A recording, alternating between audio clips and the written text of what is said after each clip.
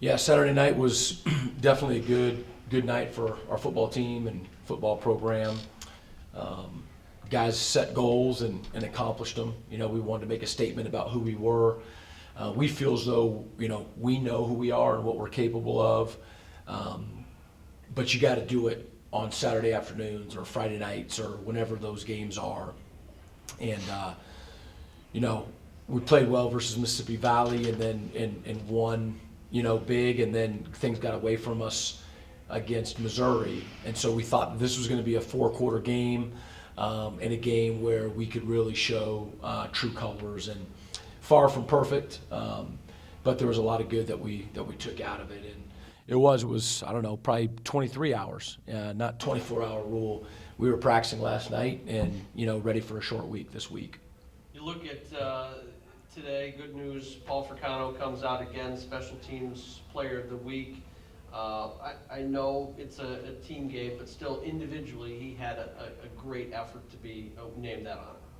Yeah, he's been coming through, and I'm just finding this out now, so it's congratulations to him and to our team. But the offense has got to get the ball within striking range in order for him to kick it, and there's guys protecting, snapping, and holding. And our offense has really been feeding off of our defense, giving us good field position, creating takeaways, and even scoring themselves. So it all fits together, and individual accolades largely come from team success, and I'm sure Paul would be the first to say that. Do you have an update for us on Shaq Van, his shoulder? Yeah, it's not good news for Shaq in his shoulder. He's not going to be able to come back this season. So just a huge bummer for him and for all of us. And so with him out, Ian Erickson got the start this past week. Obviously, you're going to be probably the starter moving forward. What have you seen from him in the last couple weeks, especially against Charlotte? Yeah, again, Ian. Every running back has their own style and whatnot. What we love about Ian is his aggressive intensity. He runs the ball hard, and he does that consistently. He just plays the game, with a violence, about him. And offensively, we want to be a physical team, and we'll spread you out, and we'll find ways to nickel and dime you. But at our very heart, with that offensive line and with a downhill running game, we want to be able to start things right there, being physical with our inside running game. And so Ian fits into that perfectly. Absolutely. Now, obviously, Todd Porter got the start again too. Is he your starter at quarterback moving forward? He is. Yeah, he's 24 of 31 and managed the game. People get, and I understand it, especially that position, get caught up with who's starting and who's not. The reality is you better have at least 2 really good quarterbacks to be able to play a 16-week season or whatever it ends up being. So there's the news and the immediacy and the first play of the game, but I haven't been through a season here where we've played one quarterback all the way through. And so we've got 2 really good ones, and you need them both. And do you still have plans to use Brogan at some point throughout the season? I mean, Brogan's absolutely ready to go. The suspension's over. He has continued to improve, from the spring, and he did from the spring to last summer. He's a very good quarterback. We have a good thing going right now. Todd's playing really well, and so that's what we're doing. Is it more of a riding the hot hand kind of thing and see where that goes? Or? Yeah, and we're not. We're trying not to take it play by play. It's not a situation. Todd threw an interception early in the game, and it wasn't we sat him on the bench, right away. You want to have some consistency, and we're developing our identity and whatnot. But it's just a very long season, and so we feel as though we've got 2 really good ones. Moving in, this Charlotte game, you took the lead early, didn't give it up, as opposed to kind of a rough outing against Missouri. So where did your team turn around and bounce back from that out against Missouri? Yeah, well, there was a lot of good that we took out of the Missouri game. There's things that we had to work on. We played pretty good football for, the quarter and a half or so, and then things slipped from us quickly on big plays. And it was really, an isolated, facet of the game that got away from us. And so there was a lot of good still to come out of that. Didn't like the final result, obviously, and didn't play good enough to win. But one of the things when you talk about rebounding and whatnot, I think one of the things that Pat and the rest of the seniors have done a really good job with this team is having a maturity and a focus where we're not going to get rattled by either good things or bad things. That's hard to do. But this game, when we got up, they scored a couple fourth quarter touchdowns and whatnot, but it was not because we relaxed. It was not because there's smiles on the sideline and guys saying this game's over and sort of overjoyed with the situation. That wasn't the case. We were very consistent in our mindset throughout this game. Point out the second quarter, we struggled with that very thing in the second quarter against Mississippi Valley. We're up 21-0 and we relaxed. And it's just, absolutely cannot happen. And, it was the second quarter, late in the second quarter where Missouri hit us pretty good. So that was one of our focuses this last week, was just the second quarter and playing well. And I think we won it 10-3. We won it time of possession. We won it third down conversions, and we took the ball away in the second quarter and didn't give it up. And so we want to be consistent in our mindset as well as with our play. And so I don't feel as though it was any kind of a rebound. Think that we're pretty grounded, and in the end, that's going to serve us well. Sure. Now moving to this Wyoming game here at home, obviously the potential to go into conference play 3-1. So what are the building blocks for this week for the Wyoming game? Well, first of all, they're really good. I think if people saw the Nebraska game, then it's not going to take any speech from me for people to be aware about how potent they are offensively. Their quarterback, if I need to remind folks, who started against us, went right through us, and they were up 7-0. The second series went right through us, and that's when he injured his shoulder down deep in our territory. And the game really changed, from that point.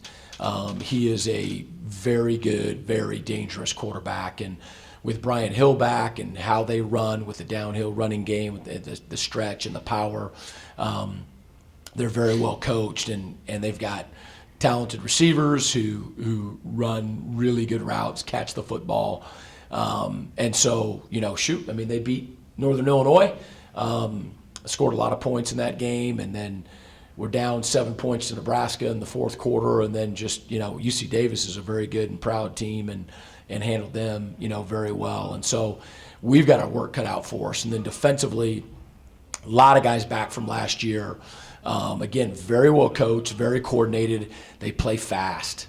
They get people to the football, and they're assignment sound and they're disciplined. So this is going to be a huge challenge for our football team. Both teams coming off of a short week. We traveled last week. They'll travel to get here. We're honestly, we're not thinking about the conference. We're not thinking about being 3-1. We're playing another football game in 4 days.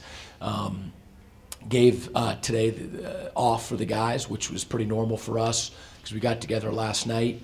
But when Tuesday afternoon comes around and it's going to be here quick, we're going to have to be locked in for our preparation in the short week to play an outstanding Wyoming football team. Coach, numbers to look at in terms of Todd Porter. He's set, since we've been tracking, the completion percentage mark at 77%.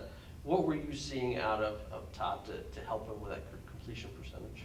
Well, I think, Charlotte, part of their plan, was to really commit to stopping the run. And if you're a one-dimensional offense, you better be really, really good at that one dimension, and you better be better than your opponent when that opponent is fixated on stopping that one dimension. And, we have to be multidimensional. And so, when they had committed to the run, we were able to throw the ball. And so Todd's doing a good job of taking what people give him. I think Coach DeBoer and the offensive staff is doing a good job of putting a plan together, where Todd feels comfortable with his reads, and our guys are running routes, not really for the first time, but things that we've worked on, a lot of our base package, where we're trying to take what people give us. And in any pass play, whether it's man or zone, someone's got to win in man, and in zone, you're usually giving something up, or you're putting a defensive player in a position where, he's got to make a choice about whether to play in or out, up or down, and then you're throwing the ball away from that. And so we're a work in progress. We need to continue to get better every week. But I thought he did a good job, and I thought there was a good plan put in place for him to take what they gave him. And then last question before we get to OC, it's also Coach for the Cure week this week, a national cause that has grown steam over the years. Your team will be, of course, wearing patches, but what does that cause mean to you? Well, I just say, the American Football Coaches Association, I'm really proud to be a member of that association, led for so long by Grant Taff and taken over by Coach Barry now. And, as in all groups of people and organizations, nothing's perfect or anything like that, but been in the profession now for 25 or so years, and there's so many good people who, obviously want to make an impact on the people that we're coaching and working with, and then, fortunately, the way our society works, people pay attention to college football, and so I think as a profession, you want to take advantage of promoting great causes, and obviously this is a incredibly important cause, and you're going to see a lot of college coaches wearing patches to bring awareness and attention and to raise support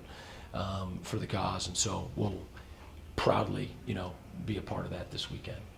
Pat, questions for you. You look at yourself, and I know I'll have some specific football questions, so will I, but you're one of just 7 people throughout the country that are a 3-time captain. What does that captainship mean to you? Being a captain of Eastern for 3 years means a lot, because you take on a huge responsibility, because you have to put yourself in front of the team, and being able to be that middleman between the coaches and the players to communicate back and forth, and just have that, so they say, power to communicate that kind of stuff is a great honor.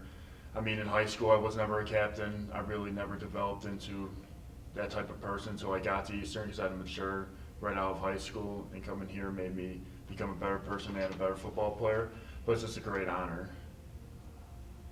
Yeah, Pat, looking at, talk about the bounce back from Missouri, and that, the way it kind of unraveled in the second quarter, and obviously ended the way it did to Charlotte. What was your message as a captain to your teammates after that Missouri game, and then what did you like what you saw against Charlotte? When after the game, we kind of, even the coach said it, we kind of flushed it. We said, you know what, we got to come back, bounce back from this. Well, not so to say bounce back, but make a statement for who we are as a defense and offense. We went into the week saying we're going to stop the run, and we stopped the run, but not the way that we wanted to. We're always going to take steps into doing that. And our message was to make a statement, and I believe we made somewhat of a statement, but there's always improvement to get better and to get better. Sure. And then coming back home, playing Wyoming on a Friday night, how excited are you guys for the game? Coming off the win on the road, to win 2 in a row at home, which I don't think's happened in a while. We're excited. I know from a defense, it's going to be a huge challenge for us, because they have a great offense. They have a good running back that runs downhill, and he runs hard. He's not the type of guy that bounces out in and out. He just runs right through you. So from a defensive point of view, we're psyched. We're ready to go. A day in and day out, we want to stop the run, and we want to limit them as much as we could. And I feel like this is going to be a challenge for us as a defense. And I feel like going forward that's something that we're going to hold proud to. And I know for the rest of the guys, the offense, they're going to come ready to play. And our special teams are going to keep on killing it, and everyone's going to be hyped up. And then we got this day off, and then tomorrow we'll get back to work. Cool. Thanks. OC, defense right now is 5th in the country in fumbles recovered. What's kind of been the difference this year compared to previous years on having the knack to get maybe some turnovers that you hadn't in the past? Well, Coach Neal, he preaches every day, and Coach Bola, that ball disruptions are the key to success. And Coach Creighton's, we do our turnover circuit every Thursday. You know, we do these little drills every day that critique our craft to make us more ball aware. And in our defensive line room, when you get a sack, it's just an attaboy, but if you get a turnover, that's a game changer. And only good players make attaboys, but great players make those game changers. And basically, we just preach turnovers, you know, men flying around for the ball, just acting like a bunch of freaks, just flying around, you know. And that's something that our defense takes pride in, is turnovers. Off the field, we know that you're a communications major. You certainly hope to take that next step, but what would you ideally like to do with your degree after you wrap up your playing days? My degree, I mean, we'll see. I mean, I kind of want to be a firefighter, so it's kind of iffy, but I would like to get into the business world if that doesn't fall in plan, but we'll see what happens. Go back to Chicago with your dad. Yeah, basically. Anything else, Al? Thank you so much for coming. Thanks. Thank you. Thanks, guys.